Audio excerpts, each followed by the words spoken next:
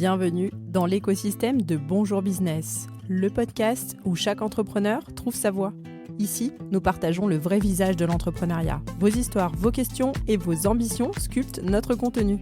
Ce n'est pas juste un podcast, c'est une conversation, un échange d'expériences et de conseils pratiques à retrouver chaque matin pour performer dans votre business.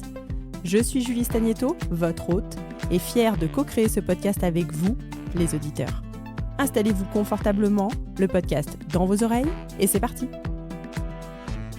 Pour fêter le lancement de ce nouveau podcast et vous remercier pour votre écoute, nous vous offrons à vous qui nous laissez une review dans Spotify ou dans Apple Podcast l'accès à notre espace Notion que vous pourrez dupliquer pour optimiser votre stratégie de communication digitale. Alors laissez-nous une review, on n'a pas fini de vous gâter. Et bienvenue dans l'épisode final de notre série sur la marque personnelle. Alors comment se lancer et commencer maintenant à construire votre marque personnelle ? C'est un épisode rempli de conseils pratiques et de tips pour passer à l'action. Avant de vous lancer, nous allons fixer vos fondations. Alors assurez-vous qu'elles sont solides. Avez-vous clairement défini votre identité de marque, votre public cible et les messages clés que vous souhaitez communiquer ? Si ce n'est pas le cas, c'est le moment de le faire. Le premier conseil que je te donne, c'est d'aller chercher dans ce qui te passionne. Quel est le sujet dont tu pourrais parler pendant des heures ou pour lequel tu pourrais passer des nuits blanches ? Et ensuite, tu vas essayer d'aller définir quels sont tes talents. On a tous un talent caché. On a tous quelque chose qui fait qu'on est unique. Et c'est ça qu'il faut que tu ailles chercher. Et ensuite, c'est juste de te faire confiance en fait. D'oser être unique. Finalement, c'est ça la marque personnelle, c'est oser être unique. Hello Julie, je ne sais pas si ça va répondre à ta question, mais quand j'entends parler de marque personnelle, moi je sais que ce qui m'a beaucoup aidée, c'est de partir de mes valeurs, de partir de comment les gens de mon entourage me voient. Je leur ai demandé à chaque fois de me donner 3 adjectifs qui pourraient me qualifier pour voir s'il y a quelque chose qui se recoupait et pour pouvoir l'utiliser dans ma marque personnelle et comment moi je m'amène à mes clients. Action immédiate, réalisez un exercice de brainstorming pour définir ces éléments fondamentaux. Notez tout ce qui vous vient à l'esprit concernant ce que vous représentez, qui vous voulez atteindre et ce que vous voulez que les gens retiennent de vous. Deuxième étape, construisez votre présence en ligne. En 2024, la présence en ligne est essentielle. Ça signifie concrètement avoir un site web professionnel. Alors certains diront que le site internet professionnel n'est pas une obligation, mais je ne suis pas d'accord avec ça parce qu'il vous appartient. Être actif sur les réseaux sociaux, et les réseaux sociaux qui sont pertinents pour votre activité et votre cible, et éventuellement tenir, pourquoi pas, un blog, une newsletter, une chaîne YouTube ou un podcast. Je vous donne un tips, commencez petit, la méthode des petits pas. Choisissez 1 ou 2 canaux où votre public cible est le plus actif et concentrez-vous là-dessus. Ne vous éparpillez pas. Si vous passez 25% de votre temps sur 4 canaux différents, vous êtes en concurrence avec d'autres personnes qui, eux, passent 100% de leur énergie sur ce canal et donc vous allez avoir beaucoup de difficultés à percer. Étape 3. Partagez votre expertise. Votre savoir est un excellent moyen de renforcer votre marque personnelle et donc d'asseoir votre crédibilité. À nouveau, ça peut prendre la forme d'articles de blog, de newsletters, de vidéos, de podcasts ou même plus simplement de posts sur LinkedIn. Attention toutefois, je le redis, les réseaux sociaux ne vous appartiennent pas, donc la production de contenu que vous mettez sur les réseaux peut disparaître du jour au lendemain. Je ne saurais que trop vous conseiller d'avoir un média qui vous appartient. Alors, mon conseil pour démarrer, ce serait de commencer par publier régulièrement sur LinkedIn, sur des thématiques sur lesquelles on est compétent, sur lesquelles on a une certaine expertise et des thématiques qui nous plaisent. Publier régulièrement, toutes les semaines ou tous les 15 jours, mais de façon régulière pour commencer à se faire connaître tranquillement. Action immédiate et concrète. Identifiez un sujet sur lequel vous êtes passionné et bien informé et créez votre plan de contenu autour de ce sujet. engagez-vous à publier au moins 3 fois par semaine sur un réseau social ou une fois par semaine si vous êtes donc sur un média propriétaire comme un blog ou une newsletter. Et on passe à l'étape numéro 4. Soyez consistant mais flexible. La cohérence renforce la reconnaissance de marque, mais la flexibilité vous permet de vous adapter et de rester pertinent. Alors n'ayez pas peur de tester de nouvelles approches ou de pivoter si quelque chose ne fonctionne pas comme prévu. Action immédiate. Fixez-vous des objectifs mensuels pour votre marque personnelle, mais réévaluez-les régulièrement. Soyez prêt à ajuster votre stratégie en fonction des résultats et des feedbacks. Étape numéro 5. Évaluer et ajuster. Ce qui ne se mesure pas ne s'améliore pas.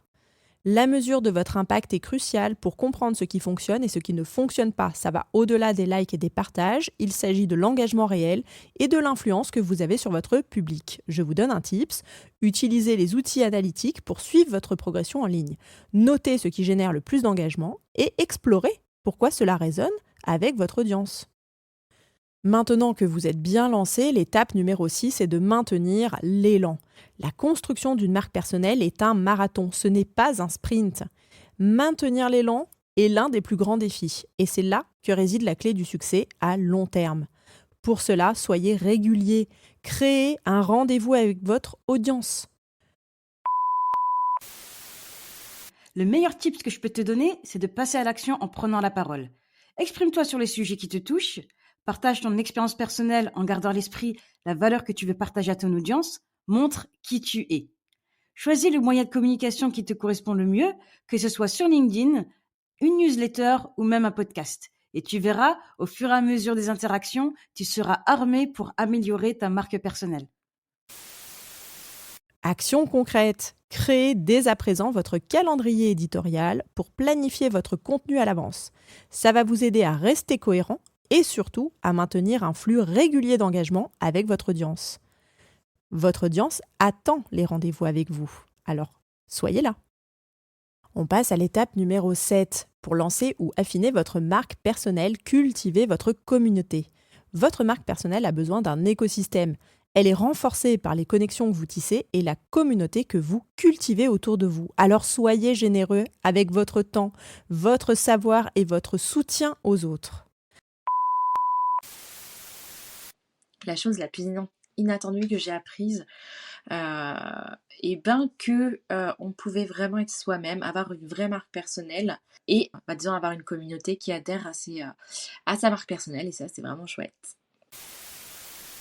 Je vous donne un tips, encouragez la discussion et l'interaction sur votre plateforme en posant des questions ouvertes, en répondant aux commentaires et en participant à des conversations pertinentes dans votre domaine.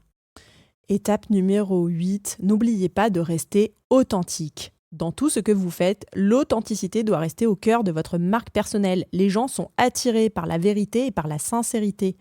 Votre audience peut sentir quand quelque chose est forcé ou inauthentique, donc restez vrai. Mon conseil, es-tu prêt à aligner ton business à tes valeurs et pas le contraire? Les clients viennent me voir juste parce que ils aiment ma personnalité et pas forcément pour mon expertise et ça c'est incroyable. Action immédiate. Faites régulièrement une introspection pour vous assurer que vos actions et votre communication restent bien alignées avec vos valeurs et vos objectifs personnels. Enfin, et nous terminons avec cette 9e étape, apprenez de chaque expérience. Chaque interaction, chaque publication et chaque feedback est une opportunité d'apprentissage. Alors soyez ouverts aux leçons que ces expériences peuvent vous enseigner et utilisez-les pour affiner et améliorer continuellement votre marque personnelle. Je vous donne un tips. Tenez un journal de vos expériences et de vos réflexions liées à votre marque personnelle. Cela peut être une ressource précieuse pour comprendre votre parcours et planifier vos prochaines étapes. En plus, le fait de prendre l'habitude d'écrire et de documenter, vous verrez, ça va grandement faciliter votre production de contenu. Parce que le plus difficile lorsqu'on veut créer sa marque personnelle, c'est de produire du contenu.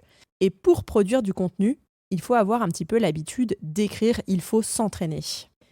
Et nous voilà arrivés à la fin de notre série sur la marque personnelle. Alors déjà, je vous remercie pour votre présence. Se lancer dans le développement de la marque personnelle peut sembler intimidant au début, mais avec ces stratégies et ces conseils, vous êtes déjà bien équipés pour commencer.